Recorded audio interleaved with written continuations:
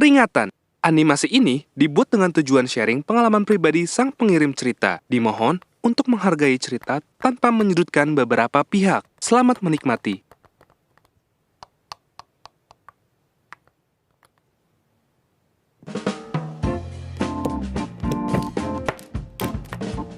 Halo penonton setia GPC, pasti kalian kangen kan sama asupan cerita horor dari kita? Oke, biar asik ceritanya, kita kenalan dulu ya. Kenalin, nama gue Diana. Sekarang gue udah 23 tahun, dan gue akan menceritakan kisah horor yang gue alamin 2 tahun lalu. Kalau boleh jujur, kisah ini bagi gue sangat personal, makanya masih nempel banget tuh sampai sekarang. Oke, jadi dulu gue pernah kerja di pabrik mesin motor di daerah Nganjuk, Jawa Timur. Karena rumah gue di Sidoarjo dan tempat kerja gue di Nganjuk, jadi gue pilih untuk ngekos di dekat tempat kerja gue. 1 bulan sebelumnya, kerjaan gue baik-baik aja, aman sentosa. Tapi setelah 1 bulan berlalu, kejadian aneh mulai muncul di tempat kerja gue. Berhubung jarak kosan dan tempat kerja gue ini dekat, jadi kelihatan lah dari kosan gue. Saat itu, gue mau mandi untuk siap-siap berangkat kerja. Tapi saat gue lihat jendela, di arah dekat tempat kerja gue, samar-samar kayak ada bayangan perempuan berambut panjang pakai baju kerja gitu. Gue mencoba positive thinking. Oh, mungkin ada karyawan yang udah datang duluan kali ya. Jadi gue skip deh, gak mikir yang aneh-aneh. Setelah gue selesai mandi, yang pasti gue langsung berangkat kerja dong. Ya kali berangkat ke mall. Ih, garing banget sih gue. Oke, back to the topic. Singkat cerita, gue udah sampai di tempat kerja. Tapi kok sepi banget ya? Bener-bener gak ada orang. Dan gue mau telepon temen deket gue yang bernama Lia. Lia, ini kok tempat kerja sepi banget sih? Lu gak kerja? Tanya gue dengan penasaran. Si Lia jawab, loh, kan ini hari libur. Hah, iya?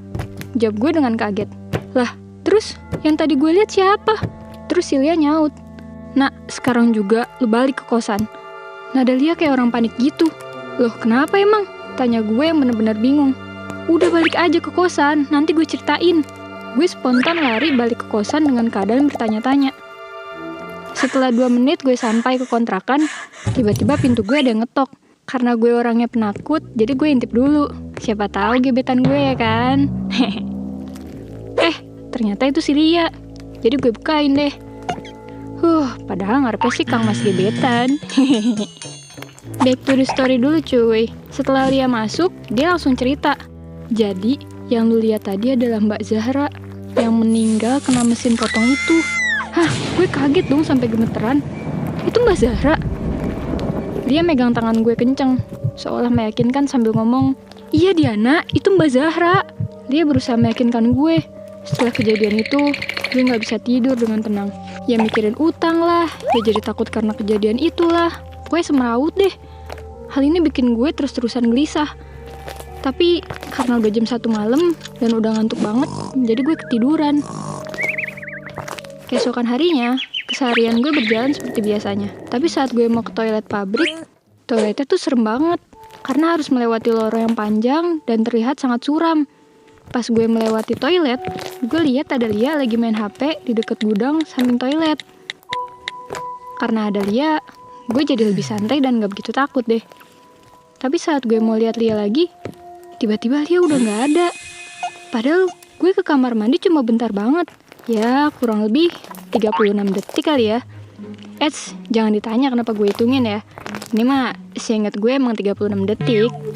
Ya, kalaupun Lia pergi, harusnya pasti masih kelihatan dianya. Soalnya lorongnya panjang banget woy. Tapi anehnya tuh, dia sama sekali gak kelihatan. Gue masih coba positive thinking. Mungkin gue masuk kamar mandi, dia pergi kali ya. Oke, setelah itu, habis dari toilet gue tanya ke Lia.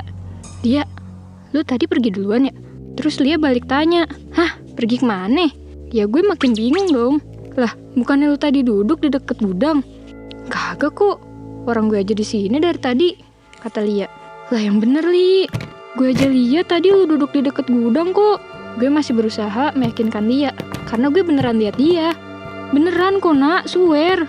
Lia juga gak mau kalah dan meyakinin gue kalau emang dia dari tadi di sini. Lah, seriusan? Kata gue dengan ekspresi wajah takut. Udah, mending kita ke kafe deket sini aja, mumpung masih jam istirahat. Kata Lia supaya gue udah gak ketakutan lagi. Akhirnya gue terima ajakan dia, karena emang gue udah mulai agak parno sih. Setelah sampai ke kafe, gue sama Lia ngobrol gak jelas sampai ketawa-ketawa ngalor ngidul. Setelah itu si Lia bilang, nak, gue ke toilet bentar ya. Gue mengiyakan sambil santai-santai di kafe. Setelah Lia pergi, tiba-tiba ada chat masuk dari Lia. Dia pap foto bangunan kosong yang di tengahnya ada gue. Hah, ini gue nih, ini gue. Gue kaget setengah mampus. Di bawahnya Lia chat lagi. Ngapain lu nak di kafe kosong seberang pabrik? Tuh kafe udah kosong 3 tahun yang lalu. Chat Lia yang tadi buat gue super kaget. Gila, gue shock banget. Pas gue ngeliat sekeliling gue bener aja. Gue baru sadar ada di kafe kosong yang udah tutup. Gue berusaha untuk bangun dari duduk. Tapi badan gue kaku kayak es kiko. Tiba-tiba seluruh ruangan di sini jadi dingin dan senyap. Bulu kuduk gue berdiri. Terus kayak ada nafas di belakang leher gue. Ditambah ada sekelebatan bayangan yang tiba-tiba lewat. Mampus nih gue, mampus. Akhirnya gue bacaan semua ayat yang gue tahu. Dari doa tidur sampai doa makan. Semua deh gue ucap. Seketika ada suara yang memanggil gue dari ujung pintu masuk. Diana! Sontak gue sadar dan lihat Lia di ambang pintu.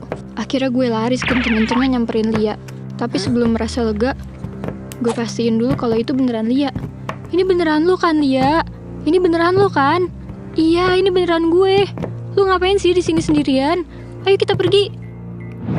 Hari itu juga gue mutusin izin ke HRD untuk pulang cepat. Karena jujur gue bisa gila anjing kalau kayak gini terus.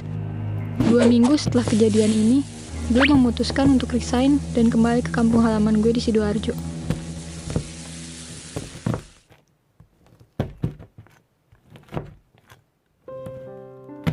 Itu tadi pengalaman horor gue. Sampai sekarang aja gue masih merinding kalau inget-inget. Gue harap kalian dijauhkan dari hal-hal goib ya. Soalnya yakin deh gak akan tenang kalau digangguin tuh.